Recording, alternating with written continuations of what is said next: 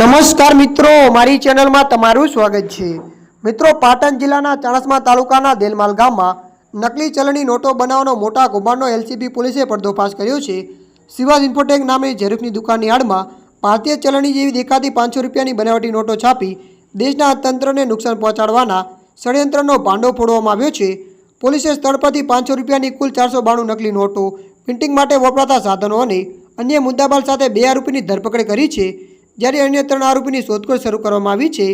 મળતી માહિતી અનુસાર આપને વધુ જણાવી દઈએ કે પાટણ પોલીસની મળેલી ચોક્કસ બાતમીના આધારે એલસીબીની ટીમ ચાણસ્મા પોલીસ અને એફએલસી અધિકારીઓની હાજરીમાં દેલમાલ ગામે આવેલી ઝેરોક્ષની દુકાન પર દરોડો પાડ્યો હતો। તપાસ દરમિયાન દુકાનમાં કોમ્પ્યુટર કલર પ્રિન્ટની મદદથી 500 રૂપિયાની નકલી નોટો છાપવામાં આવતી હોવાનો ખુલાસો થયો હતો।